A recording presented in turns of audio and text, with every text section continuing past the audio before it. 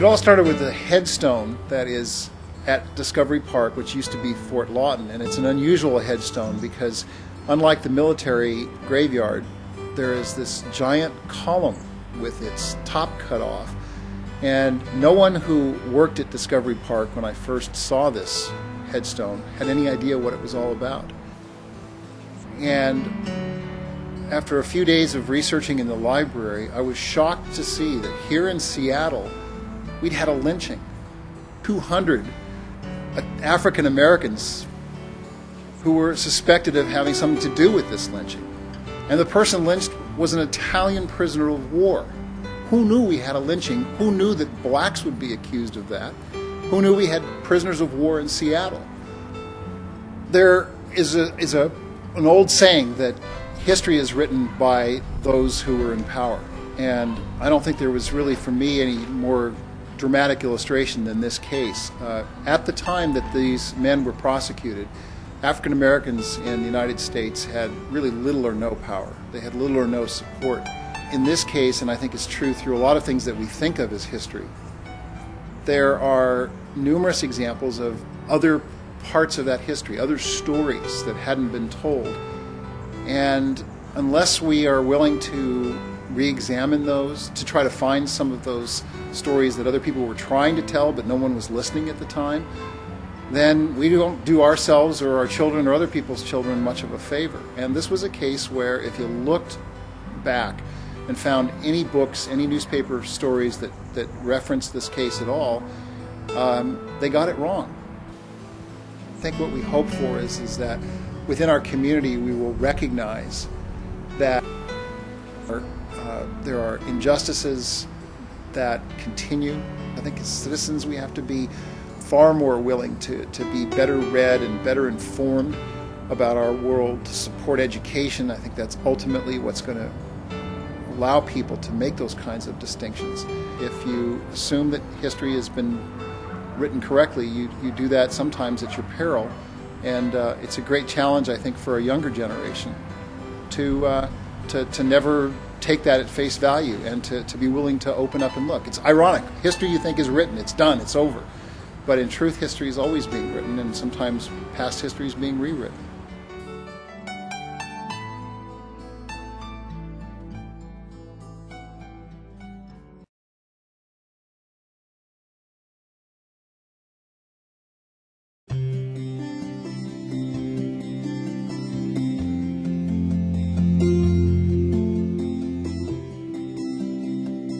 I think that the kind of education at Antioch, both in the First Peoples program and in Antioch in general, is transforming yourself, transforming your world. Think about the extent to which various programs will be the kinds of programs that you want for your community. Part of the excitement of this program, not only for me and for the students who are in it, but for people in the various communities, is that people can come and get a degree at a tribal college, in a tribal facility, with Native faculty members, because part of my job is to look for as many Native faculty members as we can possibly locate. When they came to the Americas, Antioch offers the opportunity for people to really re-envision themselves and their worlds. It offers the opportunity for people to look out at their communities and say, how do I want to make a difference? Where is my passion?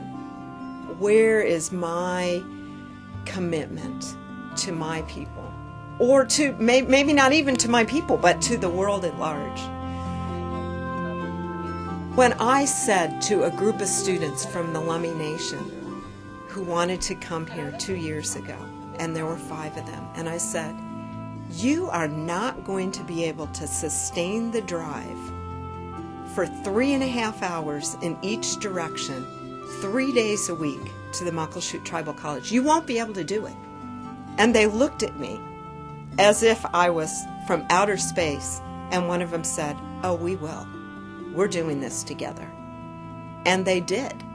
Well, that's based upon what people think now. When you ask, is there a moment? No, but there are 10,000 moments every week, every quarter that bring me back and say, yes, this is what I should be doing.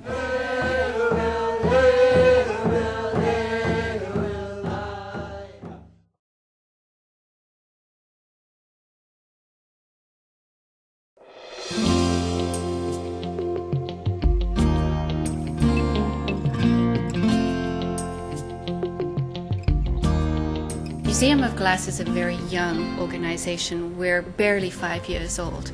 A year before the museum opened, we spent a lot of time with the education team working in the community, actually listening more than anything else. What can we do for you? And one of the places we went and asked that question to was the Pierce County Juvenile Justice System. And what they had said to us was, we need programming for young women. The incarceration rates for young women are skyrocketing, and we don't have enough gender-specific programming to meet their needs. So it's a program that girls on probation, girls coming out of the facility can self-refer themselves to, can be referred by a probation officer, and it's becoming part of the museum family. It's coming to us every week, working on art projects, having peer mentorship. They've worked on all kinds of different things, from glass blowing to animation to short drama, spoken word, performances. And all of these things are designed not only to introduce art skills, but to build confidence and have them use the museum to network back out into the community, to re-engage with the educational system. Oftentimes we think that we have to invest these huge amounts of money and throw it at the problem. But in actual fact, all it really takes is a caring adult and who has respect for the young person and is willing to give of their time. Do you want it to be like exactly white, or like have a slight bit of another color in it? I think for many of the young women in our program, they actually had no concept of future. I mean, they lived in this very trying, very hard existence. To think about the future, you have to have the opportunity to exercise your imagination and imagine what the future would be. And without access to the powers of creativity, how would you think about, maybe I could go to college, maybe I could be a museum educator. I mean, these ideas are hard to come by when you have nothing on which to hang those ideas.